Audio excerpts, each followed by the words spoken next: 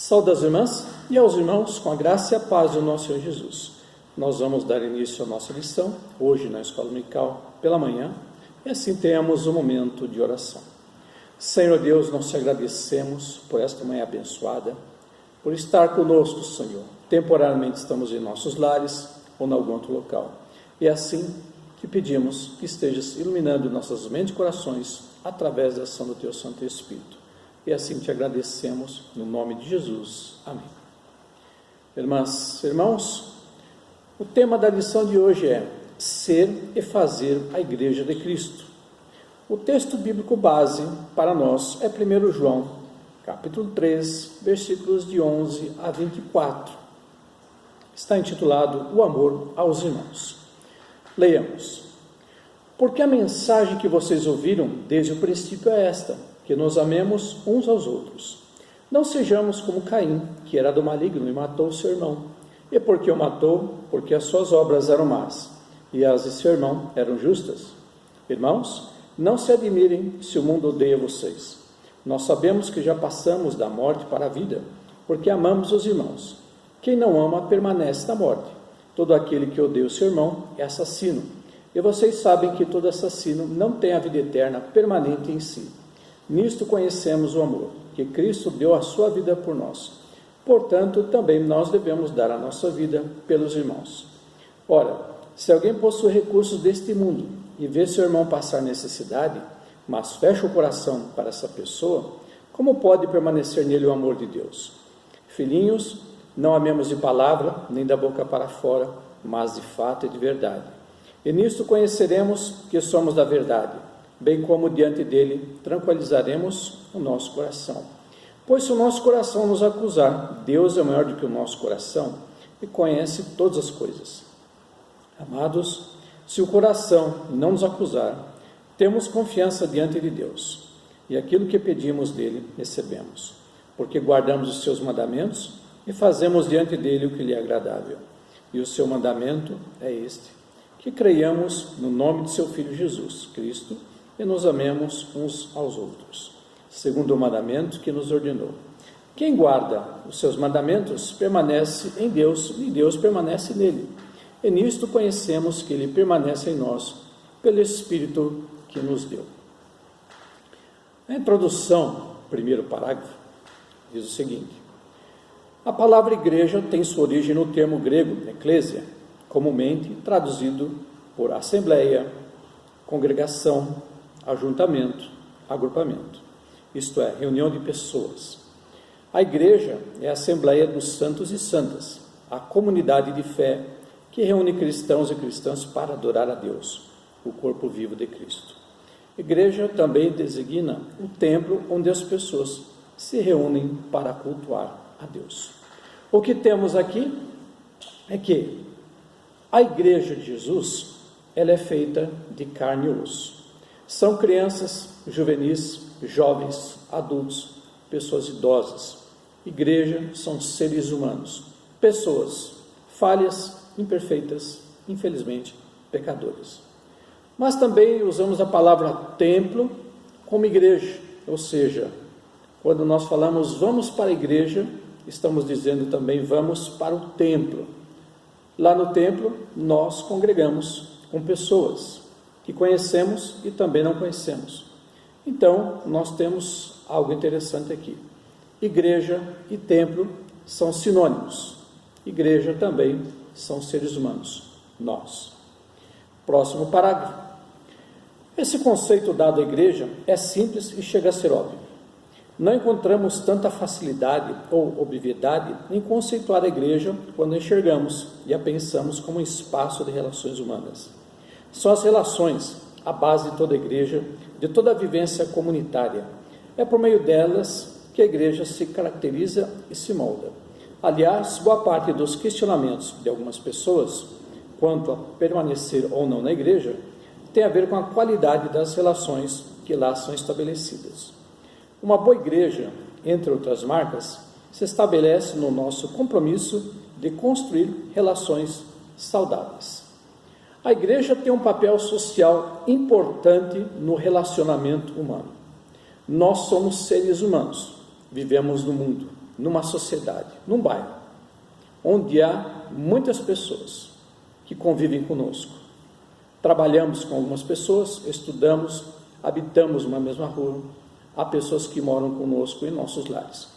A igreja também, como espaço, ela reúne pessoas que têm vários estados sociais, cores diferentes, estudos variados, pensamentos diversos.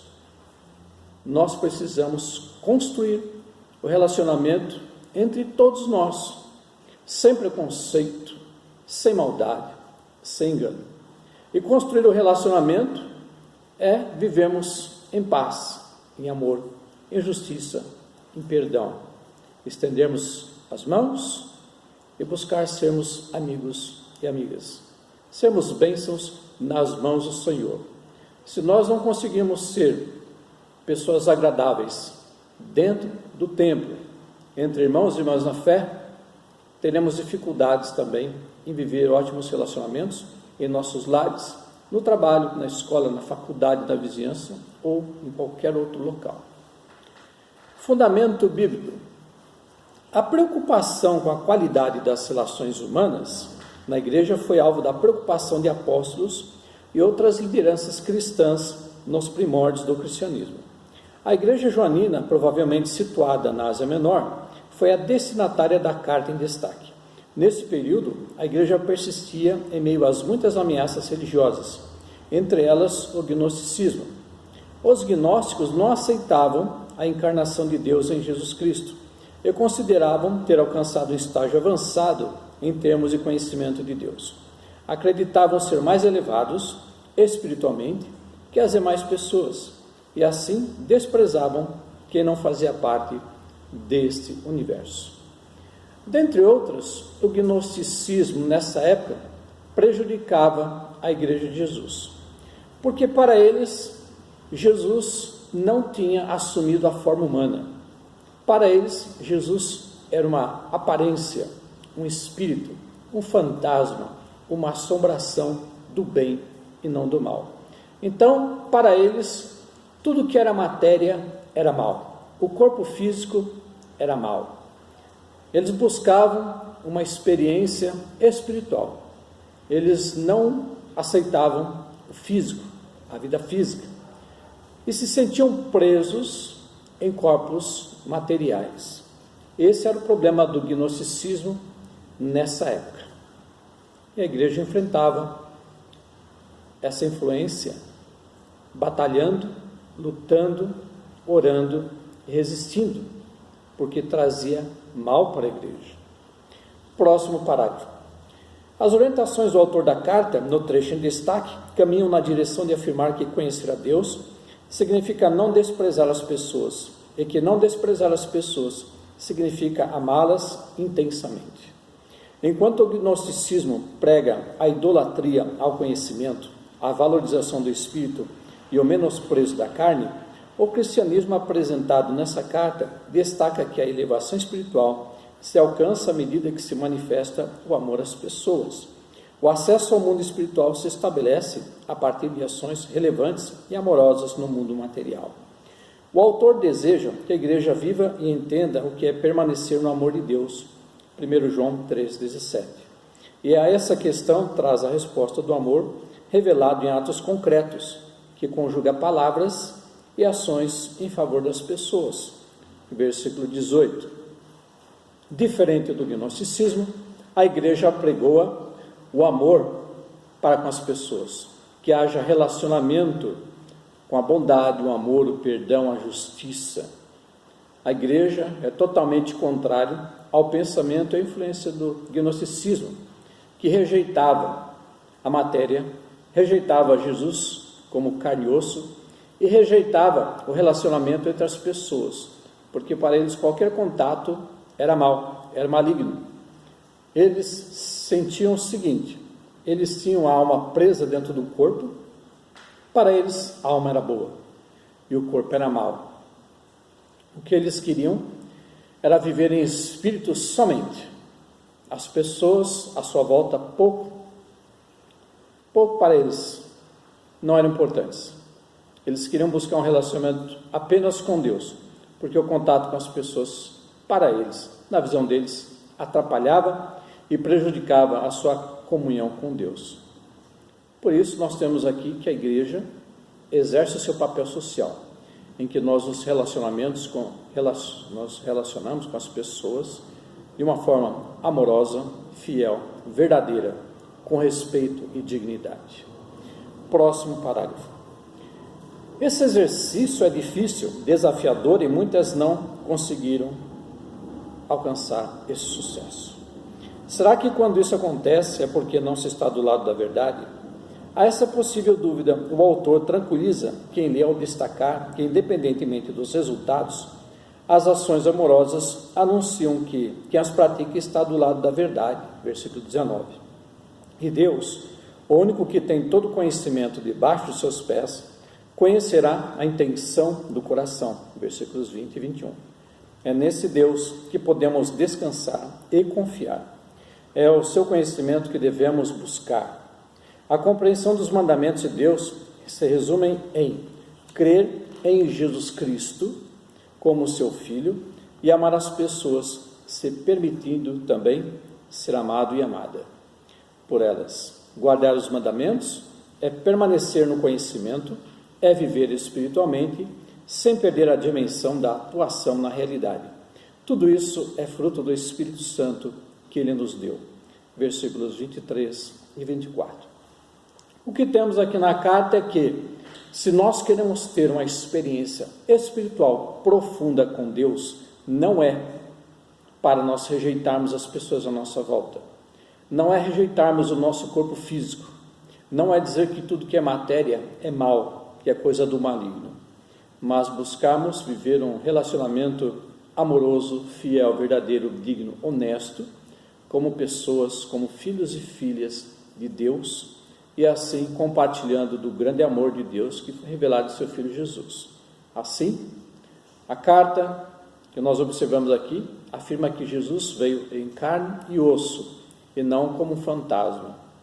E diz aqui que a igreja precisa amar as pessoas e não excluí-las, marginalizá-las ou se afastar das pessoas. Porque o que contamina não é o contato das pessoas com as pessoas.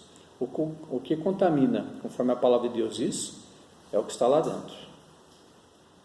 Se nós não tivermos uma cura interna, todo o nosso corpo ficará contaminado.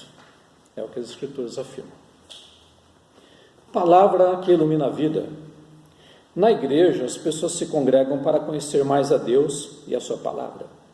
Diante disso, a igreja, como espaço de relações humanas, é desafiada a viver os mandamentos divinos, que nos cultos, grupos de discipulado, salas de escola dominical, busca conhecer mais e mais. Nesse sentido, as orientações dessa carta têm muito a nos inspirar em nossa forma de ser e viver a igreja. Isso é uma grande verdade. Todos os nossos momentos culticos e espaços que nós temos em nossos períodos devocionais, quando estamos em nossos lares, em algum outro local, e nos templos, nós buscamos manter um relacionamento humano, onde nós conversamos, questionamos, pesquisamos, refletimos, dialogamos, para que possamos crescer espiritualmente, em maturidade, e depois possamos compartilhar também. O que nós recebemos, nós partilhamos. E aqui do conhecimento, das instruções divinas, das boas novas, dos ensinos de Deus e de seu Filho Jesus. Vejamos agora, igreja, uma comunidade de amor e perdão, versículos 11 a 13. A comunidade joanina é desafiada, diante das crises relacionais e das hostilidades enfrentadas, a amar de fato e verdade, perdoando-nos mutuamente em amor, renunciando assim ao amor fingido, uma marca de Caim, e ódio, lógica mundana de tratamento dos problemas de convivência. As coisas não podem ser resolvidas tendo ódio como motivação.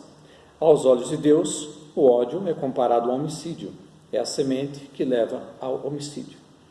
É o que observamos aqui. Devemos viver em amor e praticar o amor. O ódio, ele leva ao homicídio. É o que observamos aqui, quando Caim matou o seu irmão Abel. O ódio levou a ele cometer o homicídio. Observamos também um descendente de Caim, que recebeu a marca de Caim, que praticamente um sentimento de ódio. Diz Lameque que matou 2 homens. Infelizmente, observamos nas Escrituras pessoas matando. Isso demonstra o ódio, a maldade.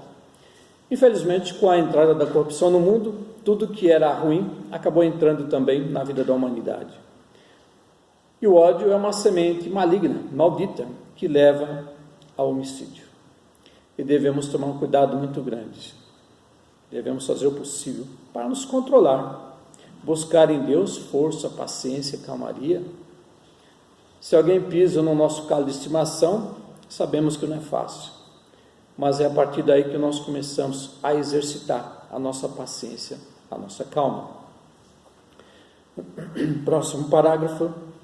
Devemos contribuir para a construção de uma comunidade de amor e perdão. Do contrário, agiremos como assassinos da vida comunitária. Versículo 15. Já que o amor é o símbolo do novo nascimento em Cristo, versículo 14, é ele que motiva a resolução dos conflitos. Numa sociedade marcada pelo ódio, rivalidades e violências, a igreja existe para profeticamente proclamar ao mundo que é possível viver comunitariamente vencendo os conflitos e hostilidades.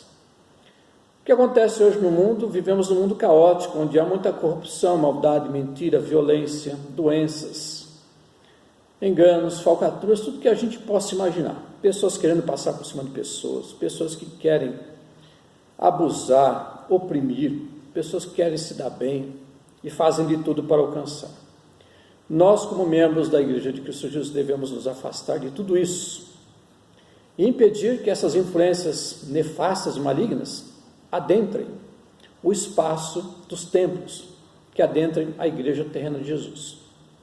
Devemos buscar em Deus, que Ele tem nos ensinado a amar, a perdoar, a interceder.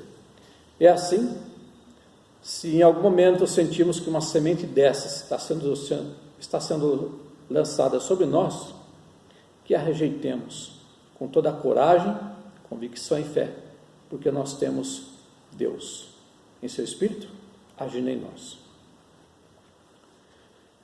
Próximo parágrafo. Igreja, uma comunidade de compaixão e solidariedade, versículos 16 e 17. O autor da epístola deixa claro que a Igreja do Senhor não é uma comunidade da indiferença, pelo contrário, como comunidade de amor, tem seus olhos e coração abertos à compaixão. Por isso as pessoas devem ajudar quem necessita. O amor não pode ser apenas de palavras, mas demonstrado de forma concreta, a exemplo de Cristo que se entregou por amor à humanidade. O que nós temos aqui é o seguinte: não devemos falar de amor apenas da boca para fora, mas devemos viver e praticar, porque falar da boca para fora e não praticar é você dizer algo que não tem no coração. Devemos praticar o que nós falamos. Devemos viver assim. Esse é o papel social da igreja, uma vida de compaixão e solidariedade. Se nós podemos fazer algo por alguém, algo bom, benéfico, e não fizermos, estamos desobedecendo uma instrução divina. Jesus deu um grande exemplo para os seus discípulos e para nós, que nós devemos ser bênçãos na vida das pessoas. Próximo parágrafo. A indiferença, infelizmente, é uma marca de muitas pessoas em nossa sociedade, que, orientadas pela lógica da acumulação, fecham seus olhos para quem sofre. Como igreja, nós não podemos ceder a essa lógica maligna, e muito menos nos fecharmos em uma espiritualidade intimista, que não se compadece nem se abre para a vivência do Evangelho integral, que é compassivo e solidário com quem necessita. É algo que a igreja deve se preocupar hoje, na face da terra. Devemos viver para socorrer e ajudar, viver uma vida solidária e comunitária. Enxergar os problemas e ver as pessoas sofrendo e não fazermos nada Isso mostra um coração de pedra, um coração vazio da presença de Deus. E precisamos tomar um cuidado muito grande em relação a isso. Deus conta com cada um de nós, para que possamos ser bênçãos e instrumentos do seu reino aqui na face da terra. E para que possamos dar continuidade à implantação do reino de Deus, devemos ser pessoas que não vivam com indiferença, como muitas pessoas hoje vivem na face da terra, mas sermos pessoas compassivas, solidárias, com amor ao próximo, não importando quem seja. Próximo parágrafo. Igreja, uma comunidade de fé, oração, vida na palavra e discernimento espiritual. Versículo 21 a 24. A carta demonstra nos versículos indicados que a vida em amor e harmonia comunitária dá a certeza a quem crê de que quem caminha em obediência à palavra e dá também a convicção de que suas orações são ouvidas por Deus. Pois o Espírito Santo testifica ao espírito da pessoa cristã que ela está no centro da vontade de Deus. Isso é uma grande verdade. Deus conhece o nosso sentar, o nosso levantar, o nosso deitar. Deus conhece o nosso interior. Deus sabe o que nós estamos pensando. Deus sabe o que nós estamos fazendo. E é graças ao Espírito Santo de Deus que habita em nós que nós buscamos ser bênçãos na vida das pessoas. Deus conta com cada um de nós. Claro que como pessoas imperfeitas, nós falhamos às vezes. Sabemos que as instituições humanas e as pessoas, dentre elas nós, somos limitados no que podemos fazer. Mas aceitemos o desafio de sermos bênçãos, porque fazendo isso Deus agirá em nós através do seu Santo Espírito. Quando nós somos atacados, perseguidos, criticados, sofremos zombarias e tantas outras coisas, nos deixam tristes, nos sentimos intimidados, oprimidos, e às vezes a semente do ódio começa a ser lançada sobre nós. Aí que nós devemos reagir e tomar um grande cuidado para não cair em armadilhas. Deus está do nosso lado nesse momento. A cruz está vazia justamente porque Jesus está vivo e está conosco. Não ficou na cruz nem no sepulcro. Próximo parágrafo. A vida em comunhão é o termômetro da saúde espiritual de uma igreja. Quando a igreja vive em amor, há harmonia entre os irmãos e irmãs. Suas orações são respondidas. A palavra flui com liberdade e todos e todas sentem o agir do Espírito Santo, confirmando a vontade de Deus no meio da igreja. Com isso, nada pode impedir o operar de Deus, sejam lutas, perseguições, divisões, falsas doutrinas, como as enfrentadas pela comunidade joanina. O que nós temos hoje, como é mencionado aqui em nossa lição, um termômetro. Não existe um instrumento chamado femômetro, mas imaginamos aqui um termômetro que mede a saúde espiritual da igreja. Quando todos nós vivemos em justiça, em amor, em perdão, conseguimos manter uma vida relacional com as pessoas à nossa volta, com quem nós convivemos, e deixamos o Espírito Santo de Deus agir em nós, nós observamos os resultados, os frutos do Espírito sendo manifestados em nossas vidas. E aí observamos a igreja reagir, a igreja sendo abençoada, a palavra fluindo, a igreja se alimentando, todos nós nos amadurecendo na fé, ficando mais firmes, abastecidos com a palavra, com a água da vida, com o pão da vida. Observamos a transformação constante e diária da igreja, nós, porque Deus está agindo. Conclusão: nós somos a igreja de Cristo. Essa é uma frase alardeada aos 4 cantos nos sermões e cânticos que ouvimos. De fato, nós somos a igreja, e isso significa dizer que debaixo da graça de Deus, nós fazemos essa igreja por meio das nossas ações e relações.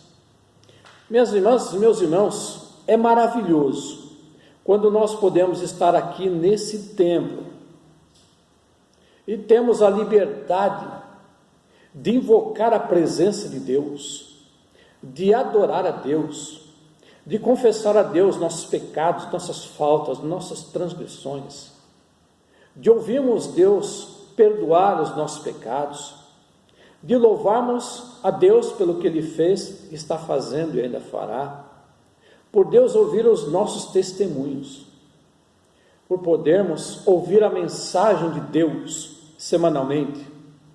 É maravilhoso, irmãos e irmãs, quando nós podemos entoar hinos e cânticos com alegria, sentindo a ação de Deus. Chegamos a mexer os nossos corpos pelo ritmo, porque não somos estátuas, somos seres humanos e vivos. O defunto não mexe. Se você tocar uma música, um hino, uma canção, qualquer que seja, o cadáver não vai se mexer. Por que é que nós vamos ficar parados como estátuas? Quando estamos rendendo adoração e louvor ao nosso Deus, há motivos de alegria. E o fazemos com o gingar dos nossos corpos, levantando as nossas mãos, adorando e louvando a Deus. Não vamos ficar parados, estáticos. Ou nós sentimos a presença de Deus, ou teremos um problema sério. Claro que não vamos sair pulando, saltitando e dançando valsa nos cultos, mas nós sentimos a ação de Deus e não vamos ficar parados, vamos ficar mexendo. Esse é o momento especial das nossas atividades culticas nos templos. Próximo parágrafo. Nós desejamos ser a igreja de Cristo, mas em que medida nos comprometemos a fazer essa igreja? Na conversão a Jesus, muitas vezes é preciso valorizar o nosso muito mais do que eu. A disponibilidade para uma vida de amor e comunhão abre espaço para que a presença de Deus, em sua graça, sare e fortaleça as relações humanas. É assim que cresce o corpo de Cristo. Essa disponibilidade se transforma em conduta, quando assumimos de forma disciplinada o compromisso de buscar e preservar a unidade da igreja. Esse é o motivo de ser a igreja. Não devemos pensar no eu. O rei ego não deve se manifestar. O que deve acontecer é o nós. Estarmos juntos em comunhão, adoração e louvor a Deus, buscando a presença de Deus, deixando Deus, através do seu Santo Espírito, agir em nós e através de nós. Assim, nossas atividades culticas, no templo e nos lares, é para que Deus age em nós, possamos sentir esse momento e possamos compartilhar com os nossos irmãos e irmãs e a todos que estão conosco a cada momento. E fica aqui algo para refletir em casa. Como você diferencia ser a igreja de Cristo e fazer a igreja de Cristo? Quais as nossas possibilidades e limitações em busca de uma igreja caracterizada por relações saudáveis e curadoras? Possamos refletir nesses dois grandes desafios. Assim, agradecemos a Deus pela lição de hoje. Senhor Deus, nós te agradecemos por esse momento, por essa lição na Escola Dominical, onde aprendemos algo mais para o nosso crescimento espiritual e maturidade. Fica conosco, Senhor Deus, no decorrer do dia, nos preparando para o culto logo mais e também no decorrer da semana. É o que nós pedimos e te agradecemos, no nome do teu Filho Jesus, que nos ensinou a orar dizendo: Pai nosso que estás nos céus, santificado seja o teu nome. Venha a nós o vosso reino, seja feita a tua vontade, assim na terra como no céu. O pão nosso de cada dia nos dai hoje, perdoa as nossas dívidas, assim como nós perdoamos os nossos devedores. E não nos deixes cair em tentação, mas livra-nos do mal, pois tu é o reino, é o poder e a glória para todos sempre. Amém. Recebamos a bênção. E a paz que excede toda a compreensão, guarde os nossos corações e mentes no amor e conhecimento de Deus Pai e de seu Filho Jesus Cristo, nosso Senhor, Salvador e Libertador, e a doce e confortadora consolação do Espírito Santo, seja com todos vós, para todos sempre. Amém. Louvado seja Deus, irmãos e irmãs, e vamos caminhar na graça, nos colocando diante do Senhor, o adorando e louvando. Deus quer agir em nós e através de nós. Tenhamos motivos para partilhar, viver o que Deus tem nos ensinado e tem nos dado. Que possamos entoar cânticos, hinos, com toda alegria, com todo louvor, quando estivermos juntos e mesmo quando estivermos em casa, a sós, possamos ter essa alegria, porque Deus está conosco. Amém.